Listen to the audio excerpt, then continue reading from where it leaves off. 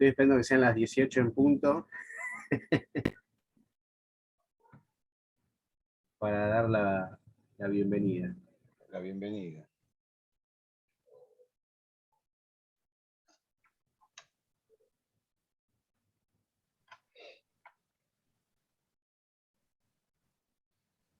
Bueno, ahí estamos. Bueno, de nuevo, bueno, ya varios que nos estaban escuchando, bienvenidos a esta última charla. Ahí irá cayendo la gente con el correr de los minutos. Así que hoy vamos a hacer de nuevo una presentación compartida. Lo tengo acá al lado, a mí en pantalla. Está a mi izquierda el arquitecto Vicente Masitelli, que es un colega que, ahora recordando, fue docente mío en la Universidad de Morón en la materia construcciones. Allá él formaba parte de la cátedra de Jorge Barroso, y después terminamos siendo todos alumnos de Jorge Barroso. Y bueno, lo invité para que nos muestre un poco su experiencia, y quería de alguna forma comentar cuál fue un poco la idea, ¿no? Porque estos cursos, bueno, siempre aparece como uno que habla, ¿no? Y como si fuese el gurú de la madera, cosa que no es cierto. Entonces, los últimos tiempos estoy como en las charlas que me invitan, invito a otros también para que muestren. Me interesa este concepto de que se vea que no es Diego o es Vicente nada más, que hay un montón de gente que está cada vez más, por suerte, metido en el tema del diseño y la construcción con madera. Y sobre todo no he invitado a gente que es de empresas, o sea que en algún momento seguramente lo haremos, pero estos últimos tiempos más bien colegas arquitectos, otros colegas profesionales que en algún momento de su actividad descubrieron la madera y empezaron a trabajar con ella, ¿no? Con lo cual no son profesionales, o sea, no venden casa de madera, no venden madera, sino que en su tarea profesional de la cual viven, han decidido como abrir la puerta a la construcción con madera. Así que bueno, acá tenemos al arquitecto Vicente Masitelli, que además también es docente en la Universidad de Morón, en La Matanza, y bueno, y sos algo de SEMA, ¿no? No sé qué Soy el estás ahí, secretario. secretario general de SEMA. Buenas tardes, noche a todos. Secretario general de SEMA, que es la Cámara de Empresarios Madereros, no siendo empresario en este momento, digamos, ¿no? Soy un arquitecto con un estudio de arquitectura que, como bien dijo Diego, por supuesto conociéndome, hago cosas que tienen madera. O sea, no es lo único que hacemos, pero desde hace unos cuantos años esta parte venimos incluyendo esto que tiene que ver con la tecnología constructiva, ¿no? O sea, por qué empezamos a incorporar como otras materialidades un poco olvidadas en los dictados de las distintas facultades. Bueno, así que bueno, gracias Diego por la invitación y cuando quieras comenzamos. Dale, cuando vos gustes, compartir pantalla. Yo comparto pantalla. Sí, Sí. decime. No, van a ir surgiendo preguntas que en general las van haciendo por el chat. Yo por ahí las voy anotando, y para no interrumpirte a cada rato te voy haciendo cada tanto comentarios Bien, que voy leyendo ningún acá. problema, ningún problema.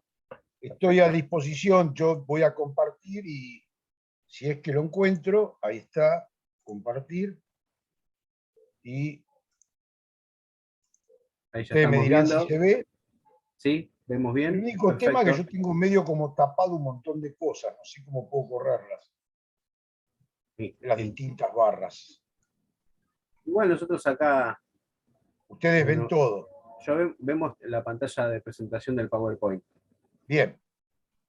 Bueno, nada, la madera un poco involucrada, diseño de equipamiento es el estudio eh, del cual soy titular, ya casi dejando de ser titular y pasando mi hijo a ser titular del estudio, que también es arquitecto y está incorporando esta tecnología como como se está apropiando, digamos, de este tipo de tecnología para poder hacer sus obras de arquitectura. Yo siempre vinculo el tema de la madera con la arquitectura, el diseño, teniendo un poco esta mentalidad de diseñador industrial, ¿no? Mis orígenes, previo al estudio de la arquitectura, tuvo que ver con un pequeño taller de arquitectura, perdón, un pequeño taller de carpintería. Mi padre era carpintero. Esto un poco tal vez explica esto de tener un conocimiento preacadémico de cierta cuestión dentro de lo que es la materialidad, pero a partir de mis estudios dentro de la facultad empecé a entender la potencialidad, la versatilidad y la bondad que este material me podía brindar a mí a través de ciertas experimentaciones que uno va generando en el transcurso del desarrollo de su actividad profesional y previo a ser profesional también, ¿no? Esto es un poco el origen. Esta persona era mi padre, Francisco Masitelli, y este objeto que ustedes ven acá es lo que despertó hace muchísimos años. Yo creo que ni siquiera pensé que iba a estudiar arquitectura aún. Era un pequeño listón de madera que mi padre lo convirtió en una cadena, un elemento único, yo diría entretallado y cortado. Está trabajado el listón de madera. Esto realmente a mí como que me impactó. Por supuesto que esto me di cuenta con muchos años posterior a haberlo visto. Era simplemente pedacitos de madera unidos. Yo no me explicaba cómo había podido realizar esto. Por supuesto tenía que ver con sus características de poder trabajar la madera con herramientas muy simples, muy sencillo. Esto es lo que a mí me fue marcando un poco, y lo digo con absoluta sinceridad, no es un tema dogmático, no es que la madera es buena porque es madera. La madera tiene, lo habrán visto a través del curso que les dio Diego, un montón de cuestiones y potencialidades, y tiene un montón de debilidades que hay que tener en cuenta cuando ella trabaja con ella, cuando uno trabaja con ella.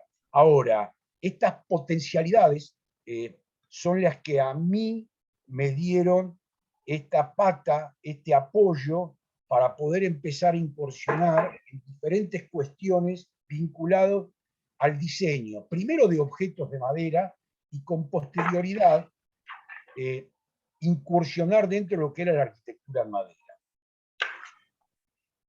Esto es un ejemplo, yo cursé mi carrera. Sí, perdón. Alguien está diciendo. Ya está Bien. silenciado. Entre el año 79 y 85 yo hice mi carrera universitaria. El primer elemento que dibujé a mano, porque en ese momento se dibujaba a una mano, fue un croquis justamente de esa cadena para poder entender algo que era tan sencillo, pero tan eficiente, a partir de un elemento, un paralelepípedo, cómo se iba trabajando y cómo se podía lograr generar otro objeto con la misma eficiencia que el primer objeto del cual salió.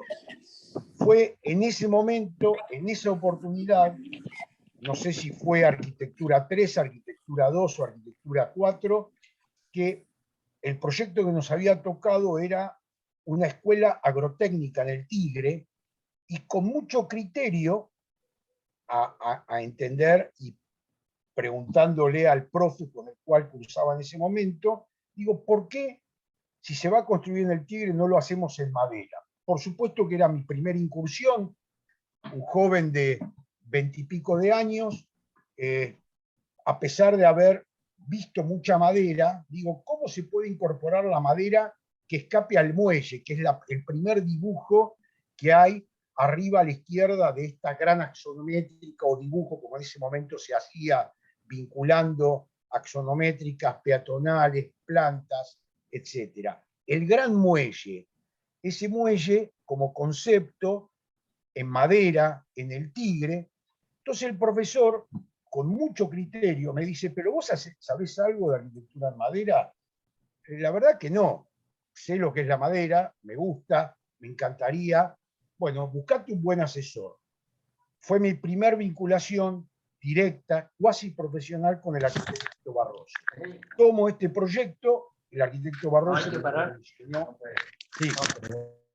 Bien. Como lo mencionó Diego, fue un gran profesor que hemos tenido en la Universidad de Morón, Universidad de Mar del Plata, en la UBA en su momento, un especialista en madera, y fue mi asesor en este proyecto. Bueno, con buenos resultados desde el punto de vista técnico-constructivo, con buen resultado final en la entrega que he tenido, pero esto fue un poco el inicio de mi incursión en ese momento como estudiante dentro de lo que tenía que ver con la arquitectura en madera. Estamos hablando año 82-83. Acá, cuando se hablaba de madera en esos años, se hablaba de vivienda industrializada precaria, lamentablemente, mientras que en el mundo ya empezaba a estudiarse la madera como un material, principalmente en Francia, un material con un alto interés en varios aspectos, entre ellos la posibilidad de ser usado como un material más dentro de la construcción. Acá está un poco la imagen de lo que es nuestro estudio, y la imagen de la derecha tiene que ver con mi permanente insistencia en generar prototipos de todos los diseños mínimos, con la complejidad que cada uno de esos diseños tenía, por tener la posibilidad, por supuesto, de un taller de carpintería que me iba a permitir generar esos prototipos. Investigación, mucho sentido común y experimentar lo que uno estaba investigando, creo que para mí es la clave fundamental para poder generar buenos diseños,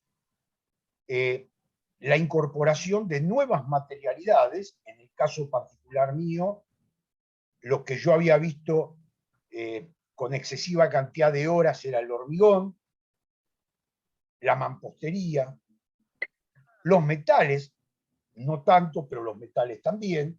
Bueno, me volqué a empezar a investigar, a empezar a experimentar con esto que tenía que ver con lo que era arquitectura en madera.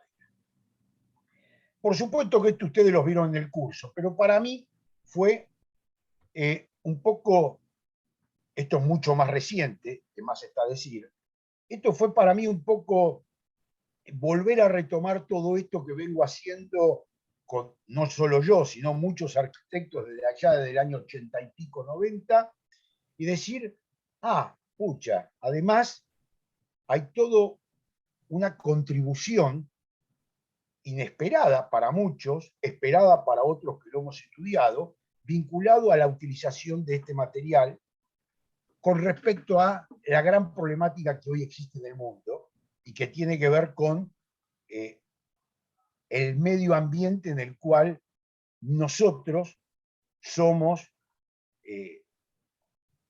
afectadores, le digo yo, afectamos directamente con nuestros productos, con nuestras obras. Ahora, previamente, esto a mí me llevó a una reflexión básica, recorriendo los talleres, recorriendo mi taller en particular y el de muchos otros colegas, yo veía que había pedazos permanentemente, lo que yo llamé retazos. Había pedacitos de cosas. Esto me volcaba a generar cierta reflexión, cosa que creo que es conveniente en todo profesional frente a un cuestionamiento, cualquiera sea, fundamentalmente cuando uno está proyectando. Y esto me generaba a mí cierta empatía para ver qué puedo hacer con toda esta cuestión. No digo, esto necesariamente hay que quemarlo, necesariamente tiene que ser basura, necesariamente tenemos que llenar cestos y cestos y que no tenga utilidad. O sea, estaba como comenzando a rever un poco todo lo que tenía que ver en un taller donde además de hacer prototipos, hacíamos equipamiento y además hacíamos una pequeña línea medianamente estandarizada o racionalizada, como le llamo yo, racionalizada, en donde había ciertos desperdicios que yo creía que podían ser motivos de otro tipo de producción. Y así nace esto de la colección de retazos, ¿no? O sea,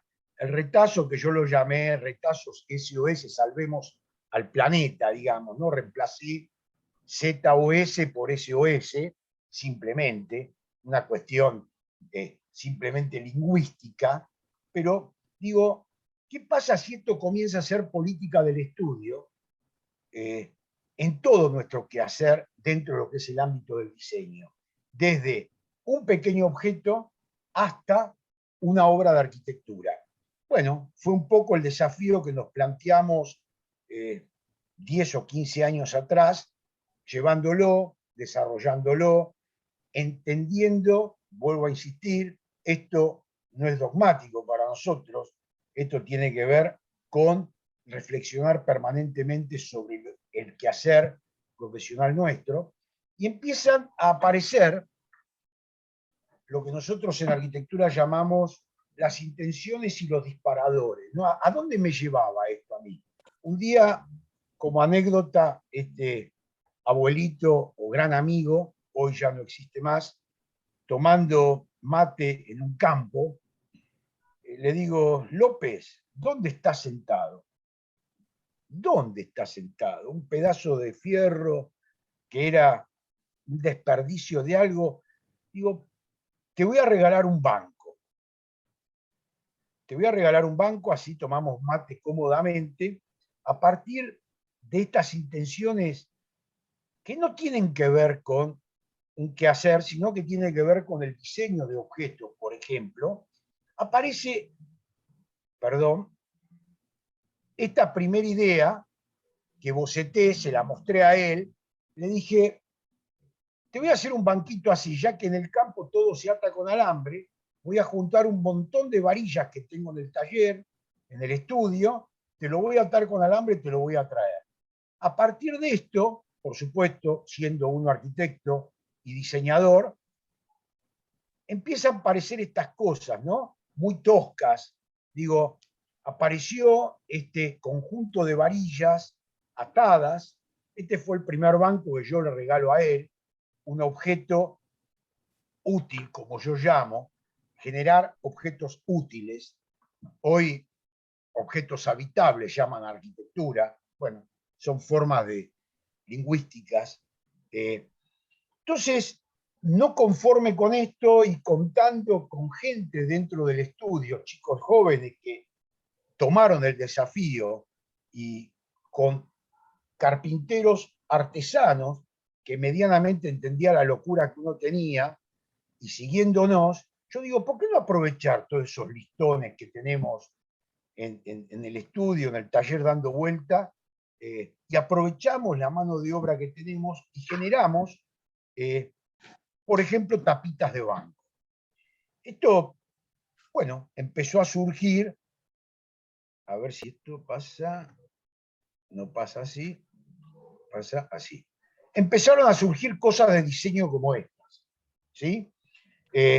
Los listones nos servían para armar una estructura que era la estructura portante de esa tapa, porque yo lo único que quería es separar la tapa del piso, pensándolo como arquitecto, por supuesto. Entonces, con algo muy, muy lineal y con el tamaño de listones que tenía, cómo podía llegar a trabarlo, esto tiene todo un estudio desde el punto de vista mecánico, por supuesto, cómo hacía para que esa tapa se separaba del piso y me sirviera a una altura determinada para tomar mate.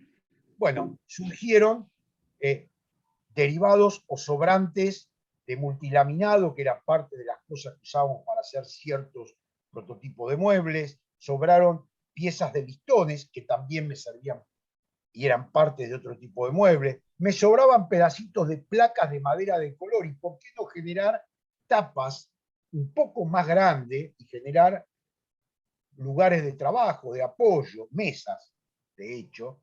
Bueno, así empezó a surgir toda esta línea que nosotros llamamos retazos. Retazos porque de hecho está producida con retazos, con mucho diseño de por medio, pero retazos al fin. Después aparecieron los veladores, que ahora se hicieron famosos y todo el mundo los patentó. Estos tienen en el estudio nuestro casi 25 años. Hoy es moda con estas bochitas, digamos. Estas mesas que tenían un estudio, me lo habían solicitado para un quincho, para poder jugar al ajedrez, a las damas. Entonces se le dio la impronta. Todas estas piezas eran móviles. No voy a explicar ahora el sistema porque no es el objeto de la charla. Simplemente entender que el diseño, la madera, la construibilidad, tiene que ver con las intenciones y las propuestas que uno se vaya planteando en función de las reflexiones que tiene respecto a su propia carrera. Por mi lado disparó a partir de esto, o sistemas un poco más complejos, ¿no? O sea, cómo hacer para estructurar. Todo esto iba a tener una secuencia posterior, estoy contándolo en una secuencia medianamente lógica para que ustedes empiecen a entender. Acá hay 30 años de vida dedicado a esto, o sea, es bastante complejo resumirlo en una charla de 3/4 de hora, pero estas complejidades iban empezando a tener aproximación a lo que uno tiene en su cabeza, por ejemplo, siendo arquitecto desde el punto de vista estructural. Todo esto tenía que ver con retazos, utilización de madera, con sistemas simples para poder almacenar la mayor cantidad de dióxido posible y no reemplazarlo por otra materialidad. Sistemas, la generación de sistemas, ¿sí?, que conformaban después un objeto, sistemas o parte de sistemas que conformaban después un objeto. Varillas que me podían permitir generar formas curvas, o sea, cómo con un objeto recto yo puedo generar formas curvas, cuestiones que me lo replanteaba, me lo planteo en la actualidad y por supuesto se lo plantea a la gente que trabaja conmigo aún. Aceptemos que con varillas rectas no se pueden hacer cosas curvas. No lo podíamos aceptar y empezamos a plantear este tipo de cosas. ¿Y por qué esto no puede transmitirse a una obra de arquitectura? Era nuestra pregunta permanente y a partir de ello empezamos a incursionar en el área. ¿Cuáles eran las posibilidades constructivas? Bueno, los primeros ensayos se hicieron en un estudio, se hicieron en el ámbito académico, en las facultades donde trabajábamos, y empezábamos a desarrollar con los estudiantes tecnologías. En este caso era una especie de balloon frame o platform frame, o sea, sistemas de plataforma o bastidores, muros complejos, no simples, o sea, con distintos tipos de capas, como para poder resolver problemáticas de viento, de lluvia, de cambios de temperatura, lo mismo en los pisos, lo mismo en las cubiertas. Cosas que hasta el momento no eran comunes de ver dentro de lo que era la arquitectura tradicional o lo que comúnmente se llama los sistemas constructivos tradicionales en la Argentina. Otro tipo de ensayos que se hicieron en el estudio y que se hicieron y se trasladaron, se traspolaron a la facultad.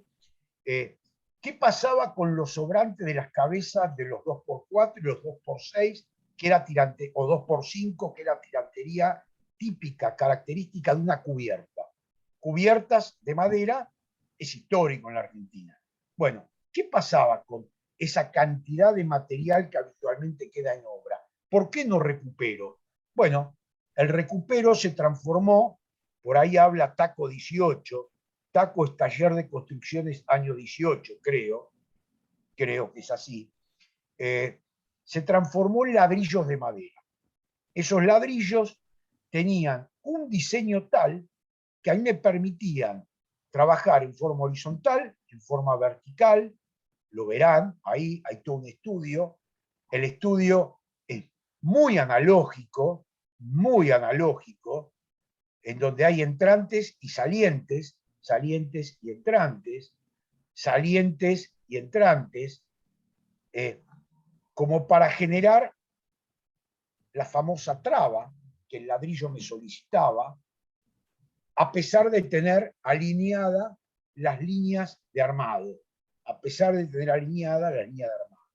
Lo que se pensó con este sistema constructivo utilizado en la facultad y para hacer una pequeña obra que no tengo registro fotográfico, una especie de guardador, es que con el mismo ladrillo se podían construir en horizontal y en vertical y que el cierre involucraba solo 3 piezas. Las 3 piezas armaban todo el sistema. Nada, experimentación a partir de una investigación, tal vez no formal, pero una investigación al fin. Como cualquier estudio de arquitectura, estamos viviendo y vivimos haciendo comparativas. Y esto es necesario. Los arquitectos tenemos que ser precisos. Necesitamos ser precisos. No pasa más o menos calor. Pasa y hay una diferencia de temperatura de 15 grados. Una pared no sale más o menos 30 pesos. Sale o 30 o 25 o 35. No es más o menos. Esto hizo que pasemos a números y empecemos a hacer comparativas entre muros complejos de mampuestos, muros complejos o no complejos, perdón, de madera maciza. Entonces empezamos a tomar cuántos pies cuadrados por metro cuadrado, con madera tratada, sin tratar, comparativamente con mampostería, con bloques de cemento, con ladrillo, como para después poder dar respuestas reales. Dar respuestas reales. ¿Cuántos hiladas entraban por cada metro? Etcétera, etcétera. Esto, cuanto más información una persona que diseña tiene, mayor capacidad de resolver las problemáticas tiene y menos posibilidad de error. Lo mismo hacíamos con las cubiertas. Esto es un trabajo que usamos en el estudio. En la actualidad son simplemente planillas con distintas materialidades donde uno va cargando. Fíjense que hay hasta valor dólar y valor pesos, ¿sí? Simplemente para mostrar que todo esto que estoy hablando de investigar, lo que estoy hablando de experimentar, de las posibilidades que la madera me brindaba en ese momento a partir del conocimiento que uno tenía, está verificado numéricamente. O sea, se verifica numéricamente. Algunas obras y proyectos que estaban vinculados a todo esto que yo vengo hablando, tiene que ver, el primer proyecto que a mí me gusta mostrar siempre es un proyecto de un concurso de vivienda pasiva en el cual participó mi hijo con otro compañero, que yo fui un poco asesor, digamos, ¿no? Simplemente asesor, porque realmente han hecho un excelente trabajo de investigación, con un desarrollo, no voy a explicar todo el proyecto porque no vale la pena, pero esto era en balloon frame de una vivienda típica con crecimiento, con la posibilidad de alojar una familia que vaya creciendo en el tiempo. Más hijos, o la abuela, o el abuelo, o un hijo casado que se incorporaba, etcétera, etcétera. Una vivienda que me parece siempre importante y significativa mostrarla porque muestra todo el potencial de imagen que uno no tiene, lamentablemente, de las obras en madera. Una de las tantas. ¿Sí? Esto era para Fitecma, ¿no? ¿Puede ser? Esto fue para Fitecma en el año... Y mira, debe ser 2007, por ahí, 2009. 2008. No, 2009. 2009. Estaba localizada en un sitio rural. Bueno, no voy a... el trabajo de orientaciones, parasoles. Digo, hacer arquitectura en madera, en ladrillo, en metal, en hormigón, es hacer arquitectura. La construibilidad y la elección del material viene acompañado de muchos otros factores. En este caso particular, se había propuesto trabajar con madera del sitio porque había posibilidades de un aserradero y el potencial de ese aserradero nos brindaba o le brindaba a ellos la posibilidad de darles la madera a un menor costo, etc. Bueno, fue todo un estudio que hicieron, que me pareció correcto, y después aparece, bueno, todo lo que tenga que ver con el desarrollo de bastidores, algo fundamental en lo que es la obra de arquitectura en madera, fundamentalmente con bastidores, por supuesto. Hoy hay muchas otras tecnologías, no solo el bastidor, entendiendo que el bastidor pasó a ser, gracias al trabajo de mucha gente y de mucho tiempo a esta parte, construcción tradicional, por suerte.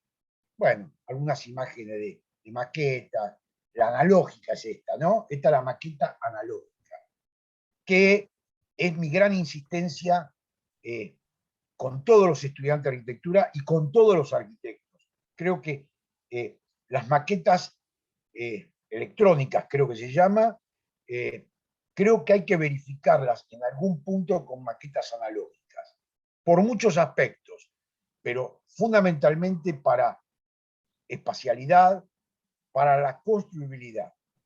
¿Sí? Esto es una obra, búsqueda de altura, le puse yo, sobrecarga sobre basamento existente. La vivienda que está abajo era una vivienda planta baja, histórica dentro del barrio. La ampliación necesitaba irse en altura porque el terreno no daba la posibilidad de crecimiento ni hacia el fondo ni hacia los laterales. Y por supuesto, en esa altura que ven ustedes allí arriba, una de las cosas que nos planteamos desde el estudio era que la obra sea lo más liviana posible. Como consecuencia, esa obra se hizo con una estructura en madera. ¿Y qué significaba una estructura en madera? Lo van a ver en otra obra más que tenemos dentro de esta presentación. Nosotros trabajamos mucho con lo que se llama poste viga, además del famoso platform frame. El poste viga es un sistema constructivo, que por supuesto se lo habrán explicado, que tiene que ver con tratar de tomar la mayor cantidad de descargas a tierra a partir de elementos verticales. En este caso particular, y lo van a ver en otra obra también, a través de dos grandes columnas o dos grandes postes, en este caso dobles, tomábamos cubiertas, entrepisos y plantas de nivel. Tomábamos todo. Fíjense, a la derecha está el desarrollo de toda la escalera que sube los tres niveles. Tres niveles. Aquí abajo se ve de planta baja al primer piso, segundo piso, altillo. ¿Sí? Tres niveles. Todo esto, salvo las dos paredes medianeras que daban a los vecinos, todo fue hecho en madera. En este caso no era pino, en este caso se trabajó con un virapitá, con un anchico y algunos sectores, porque teníamos esa madera, no es lo que debemos hacer hoy. Esta obra ustedes calculen que debe tener casi 30 años, casi 30 años. 3 pisos más le puedes hacer. 3 3 pisos más le puedes hacer. Tal cual, con tal esa cual. madera. Hoy no lo repetiría con este material, por supuesto. En ese momento, la experimentación, la juventud, la falta de material especializado, o sea, hoy tengo vigas laminadas encoladas, ya vamos a ver una obra, hizo que decidiéramos por este material. Sabíamos que estábamos en un 40% menos que si trabajábamos con mampuestos y casi un 60% menos que si trabajábamos en hormigón. En consecuencia, se trabajó con algo liviano. Por supuesto, mi socia en aquel momento me decía, ¿y cómo cuerno vamos a resolver? Bueno, hagamos una maqueta, y la maqueta salió, mejor dicho, la obra salió exactamente como era esta maqueta. Eran 2 palitos con 2 vigas principales y el resto de las vigas que apoyaban ahí arriba. Por supuesto, la escalera, fíjense que hay colores diversos, porque las escaleras principales estaban hechas con una madera más dura, porque tenía mucho más uso diario, y las escaleras que iban a estudio, de los saltillos, era madera más blanda. ¿Por qué? Por un tema de costo, porque no iban a ser usadas permanentemente, el desgaste iba a ser menor, o sea, todo tiene. ¿Y por qué cambiaste de color? Y bueno, no cambié de color porque quise cambiar de color, cambié de materialidad en función del uso que iba a tener. Por supuesto, todo el mundo que la ve me dice, ¡ay, qué lindo, cambiaste de color! Sí, sí, cambié de color, me encantó el cambio de color. No, no tiene nada que ver con cambio de color, en principio. Ahí se ve clarito el cambio de color, adrede. O sea, yo quería marcar el uso permanente y el uso secundario, ¿sí? Bueno, arriba se ve, desde abajo se ve todo.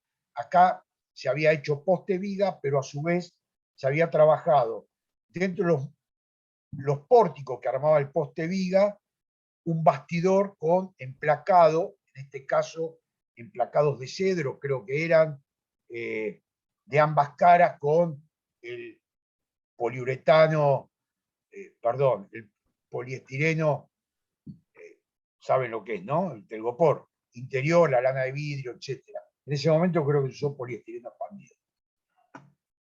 Por supuesto que las placas tienen una medida determinada. Esto me generaba buñas que se trabajaron en función de la necesidad y el tamaño de la placa. Estaba diseñado. Por acá va a aparecer alguna foto que dice hasta el más mínimo detalle, digamos. Todo se aprovechaba, no sé, esa raya amarilla, que es, si se puede borrar. Y no sé qué es. Bien. Como esto tiene pizarra, por ahí sin querer tocaste algo y. Ah, perfecto. No quiero Pero no sé. tocar nada, a ver si se borra todo. Digo, todo fue diseñado en función de estos postes viga. Acá se ve la columna doble. Todo estaba pensado en función, bueno, el equipamiento, bibliotecas en este caso, todos los herramientas acompañaban. Y otra cosa más, fíjense en otro sector de la obra que se hizo con mucha posterioridad, con unos revestimientos de placas melamínicas, ya yo diría, si alguien habla de estilos un poco más industrial, con los tornillos a la vista, para poder desmontar y montar las placas fácilmente si sufrían algún percance, generando accesos de luz cenital, digamos. Bueno, este tipo de recortes, tomando una vieja estructura pelada a partir de los ladrillos históricos que la vivienda tenía, o sea, cómo la moldura de borde se tomaba con la moldura vertical, esas molduras se acompañaban, bueno, todo este tipo de piezas me lo brinda la posibilidad de usar el material madera, ¿sí? Madera y sus derivados. Fíjense que cuando yo hablo de madera maciza natural, hablo de derivados de la madera, como las placas enchapadas, los MDFs enchapados o las melamínicas, etcétera, etcétera. ¿Sí? Por supuesto, sin entrar en esto que Diego les habrá ya... La misma Aprovecho obra... aprovecho y transmito acá una consulta. Acá preguntan si se puede hacer un paralelismo entre el sistema de poste viva y la construcción de pérgolas, ¿no? Sí, ¿por qué no? Una pérgola es un clásico caso de un sistema de poste viga o columna Claro, viga. claro. A Sí, ver, totalmente. el sistema de columna viga, podríamos decir, es el mundo de la estructura independiente. El sistema de entramado cerrado, de bastidores, o boot frame, como balloon frame, el nombre que le queramos poner, es un sistema de muros portantes. Tal cual. Esa es la gran diferencia. Los dos son tramas, uno es a partir de columnas y vigas, es decir, estructura independiente, posiblemente tenga bastidores que son de cerramiento, pero cumplen solo función de cerramiento, y cuando el bastidor es portante es un sistema de muros portantes. Así que sí, una pérgola es un poste viga hecho y derecho. Tal cual.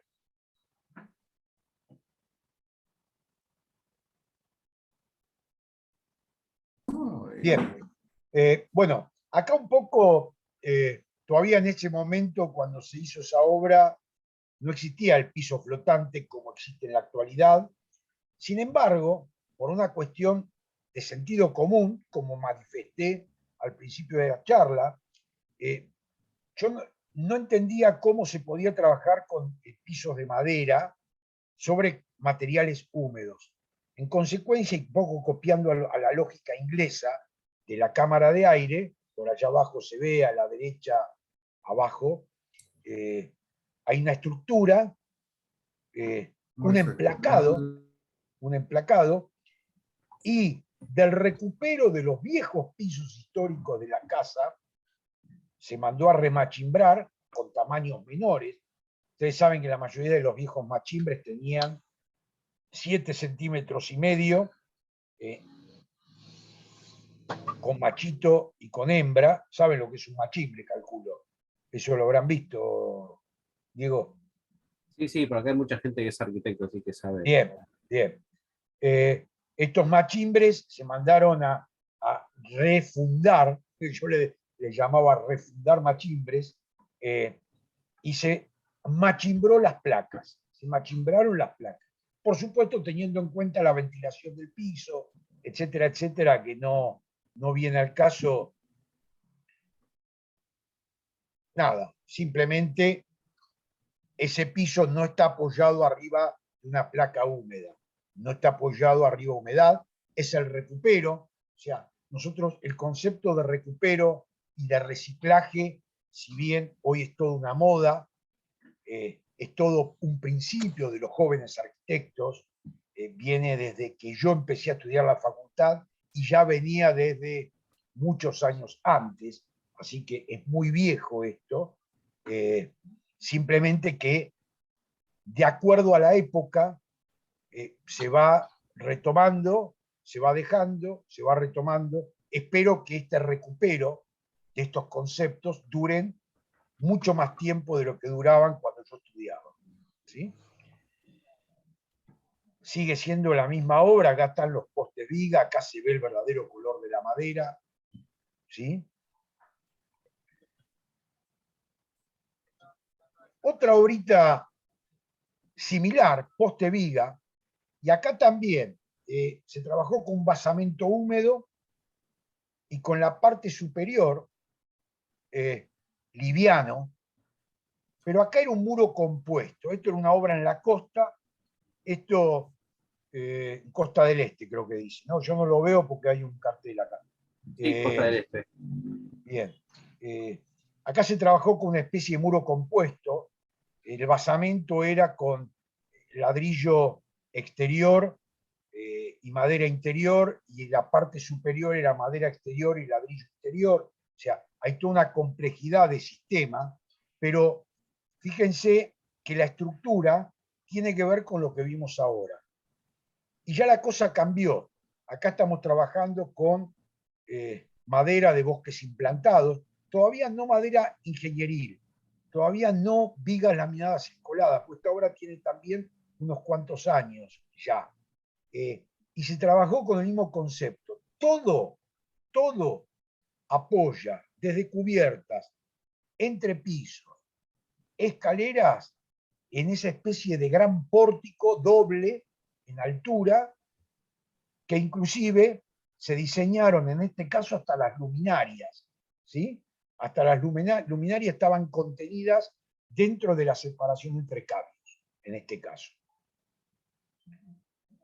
Y los entrepisos sirvieron de encofrados perdidos para poder generar la zona húmeda, por supuesto teniendo en cuenta el hecho de la colocación de un polietileno para que no se pudra el machimbre del entrepiso, etcétera, etcétera, pero acá se trabajaron con entrepisos de madera, era una especie de estudio en la parte superior, y la parte húmeda, lo único que se hizo fue trabajar con material húmedo sobre la misma placa de madera, o sobre los mismos machimbre, digamos, ¿no? Muy criticado esto por muchos arquitectos, pero creo que es una forma muy eficiente de salvaguardar el hecho de las zonas húmedas y el hecho del ruido también, ¿sí? El ruido, el gran problema que tenemos con los entrepisos de madera, el ruido, la caja de resonancia que esto me genera.